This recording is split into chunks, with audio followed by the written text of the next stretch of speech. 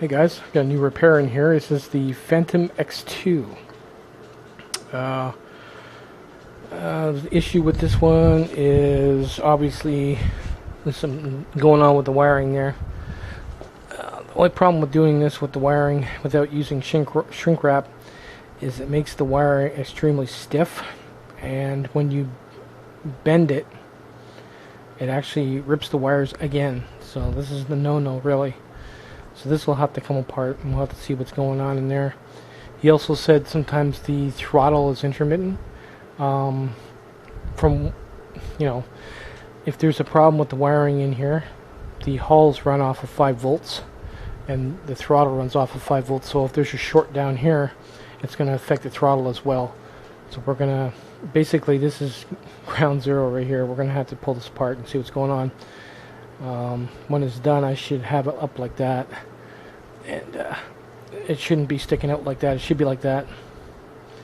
That way it's not hanging out so you can snag it again. But I'll show you what it sounds like when you power it up. It's definitely a timing issue. I'm scared my fat cat won't get out of the way. Okay, let me just take the headset off.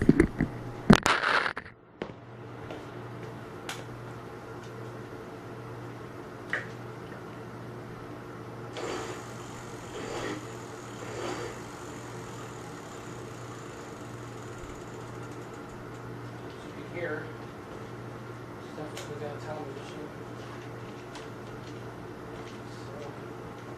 So we're going to unwrap that and see just how bad it really is, what they've done to it.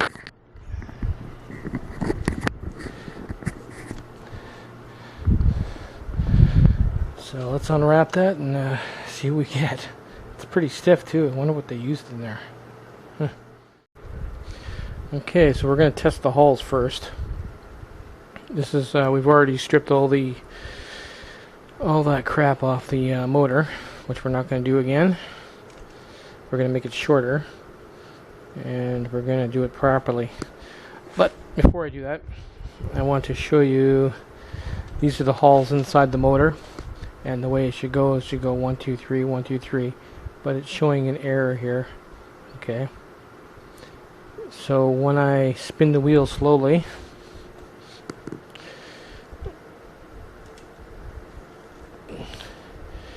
then it'll go 1 2, but the 1 stays solid, that one right there, and then this one comes on.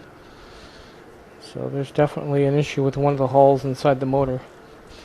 It's dead short, so we'll have to open it up and take the wheel off and open the hub motor. Okay, we'll probably have to do a part 2, but I've got the stator out. As you can see, it's actually pretty clean, no rust. There's the rest of it there. All the wiring is actually pretty good inside the motor. As you can see, I don't want to disturb my test leads here, but as you can see, they tied it up pretty good. So I don't see that being an issue. I wouldn't even touch that.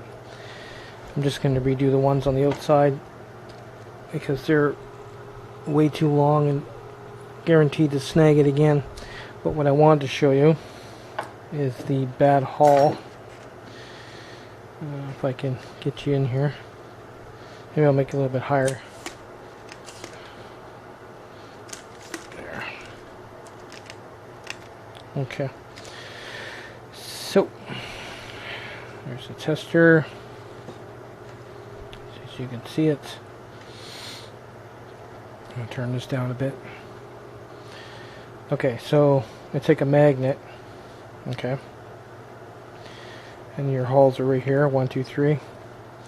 And this one latches and unlatches. This one on this side, no problem. This one on this side, no problem. But when I try the one in the middle, that's the one in the middle, it does nothing, it's solid. So guaranteed the issue is right there. So looks like you're going to need a new hull. That's about it. It's likely this hull was damaged when the wiring was damaged, and then when they repaired it over time, the hull had electrical damage and you know, it's basically damaged again. So that's definitely, if that hole was shorting, it definitely would affect your throttle, because, you know, obviously there's 5 volts going to it. If it's dead short, that's not 5 volts going to your throttle. So we'll swap that out and see if that doesn't fix it. On to part 2.